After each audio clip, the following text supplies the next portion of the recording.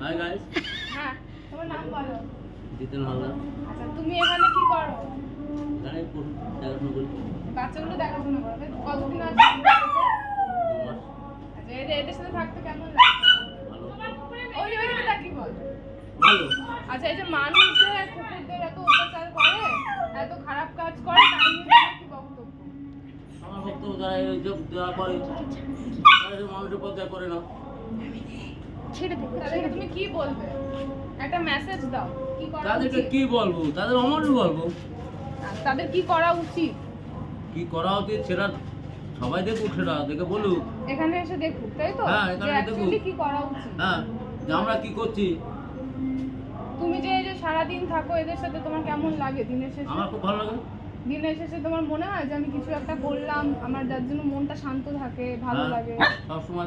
তাহলে যারা এই যে পশুদেরকে কষ্ট দেয়, আর যারা দেয় না, তাদের মধ্যে কি তফাৎ আছে বলে মনে হয় তোমার? তাদের ভিতর কষার থেকে বেশি তাহলে একটু সবাইকে বলে দাও যে আমাদের কি দায়িত্ব, আমাদের মানুষ হিসেবে এদের প্রতি কি দায়িত্ব, মানুষের এটা সবাই দায়িত্ব থাকা উচিত।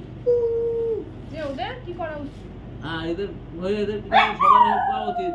এদেরকে ভালো রাখা উচিত, এদের হ্যাঁ। কষ্টে কমানোর চেষ্টা করা উচিত, সব কষ্ট সময়। না বাড়িয়ে। কষ্ট না বাড়িয়ে আমি কিছু না করতে পারলে করবো না, না করতে হলে করবো না, কিন্তু কষ্ট দেবো না। কষ্ট দেবো না। সেটা, এটা আমাদের জিতেন কাকা আমাদের এই বাচ্চাদের দেখাশোনা করে। সব বাচ্চারা অলমোস্ট জিতেন কাকার দায়িত্বেই থাকে, কারণ আমরা তো ট্রিটমেন্ট ছাড়া আর খুব বেশি সময় দিতে পারি না। জিতেন কাকা সব কিছু করে, খাওয়ানো, ওদের সাথে দেখাশোনা করা। জিতেন কাকার সাথে আমাদের আরও একজন আছে কথা, ওর ইন্টারভিউটাও আমি আপনাদের দেখাবো। তো জিতেন কাকার মতে হচ্ছে এই বাচ্চাদের দেখাশোনা করা উচিত, ভালো রাখা উচিত, এদেরকে সুস্থ রাখার চেষ্টা করা উচিত। না পারলে, নিজের দায়িত্বটা কমপ্লিট করতে না পারলে ছেড়ে দেওয়া উচিত, কিন্তু এদেরকে কষ্ট দেওয়া উচিত না। তো আপনারাও যদি চান জিতেন কাকার মধ্যে বাচ্চাদের সেবা করতে পারেন, ভালো রাখতে পারেন, জিতেন কাকা তার সব কাজ সামলে, সময় সামলে, সংসার সামলে যদি এটা করতে পারে, আপনারাও করতে পারবেন। পাশে থাকবেন পারিয়ালয়ে।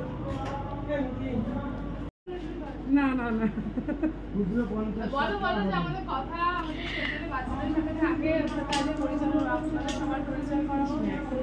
আচ্ছা, জিতেন কাকার সাথে জিতেন কাকা শোনাতে পারবে। খেয়ে নিয়ে বের করো, খেয়ে নিয়ে বের করো। জলটা বার করে দাও, এখন জলটা পরে দেবে। এমনি কি আচ্ছা, এটা হলো কথা দিই। কথা দিয়ে আমাদের সকালবেলা বাচ্চাদের দেখাশোনা করে, সকাল থেকে দুপুর সকাল থেকে দুপুর অবধি। ওকে দাও, তো দুজন মিলে ভীষণ পরিশ্রম করে আমাদের শেল্টারটাকে ঠিকঠাক রাখে, বাঁচিয়ে রেখেছে। মানে বাঁচিয়ে রেখেছে। আচ্ছা, কথার কি বলার আছে বলো? তোমার এদের সাথে থাকতে কেমন লাগে? আমার তো ভালোই লাগে বলতে গেলে, কিন্তু মাঝে মাঝে একটু ফেড আপ হয়ে যায় এত যখন মারামারি করে। এছাড়া আমি ভালোই লাগে, সারাদিন কেটে যায় কিভাবে বুঝতে পারি না। আচ্ছা, এই যে যারা খুচরো হচ্ছে পশুদের না। উপর টর্চার করে, তাদের 50 টাকা তোমার কি খুচরো করতে হবে তো। বক্তব্য? আমার তো মনে হয় তাদেরকে এরকম টর্চার করা উচিত না। আমার মনে হয় পশুদের ভালোবাসলে ওরাও ভালোবাসবে। এবার ওদের সাথে যদি দুর্ব্যবহার যদি করা হয়, স্বাভাবিক ওরা তো তখন ক্ষিপ্ত হবেই, কারণ ওদের মাথার উপর ছাদ নেই, প্রথম কথা, খাওয়া দাওয়া নেই, কিছু নেই। একটা মানুষ যদি দীর্ঘদিন যদি না খেয়ে থাকে, এবার তাকে যদি মাটি, এই ঢিল টিল সারাক্ষণ যদি গায়ে গরম জল ছোড়া হয়, ছোড়া হয়, তখন তো সে একদিন না একদিন ক্ষিপ্ত হবে। সেরকম রাস্তার পশুরা মাঝে মাঝে ক্ষিপ্ত হয়ে যায়। এর জন্য আমার মনে হয় মানুষ যেটুকুই পারুক সেটুকু সেবা করুক, আর যে সেবা যদি না করতে পারে, দয়া করে যেন তাদেরকে যেন গায়ে হাত যাতে না নিজের তোলে। বাড়িতে বসে থাকুক শান্তি। তার ভালো। আমরা তাকে টর্চার করতে চাচ্ছি না। আমরা হলাম এখানকার ভিখারি মানুষ, সারাদিন এখানে এসে পড়ে থাকি, বাড়িঘর নেই, সারাদিন ইনজেকশন করা, পরিষ্কার। আর এখানে থাকলে যারা আসে আর একটু বসে থাকার সময় পাওয়া যায় না। এই যে বসে আছি, খাওয়ার টাইমও পাওয়া যায় না। বলে বসে আছি, তাহলে এক্ষুনি কেউ পটি এরকম হয়েছে, করলে আমরা কালকে এক্ষুনি বিকেল ছুটতে 5টার হবে। সময় জল খেয়েছি। এরকম হয়।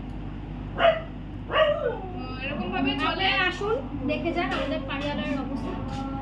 আমাদের যখনই থাকে আমাদের এইভাবেই চলে, কিন্তু তাতে আমাদের কোনো আক্ষেপ নেই, এবং যেটা চলে তাতে আমরা ভালো থাকি। অভাবের সংসার, অভাবের সংসার। অভাবের সংসার। আমাদের সংসারে আমরা সুখী সবাই। আরেকজন আছে, আমি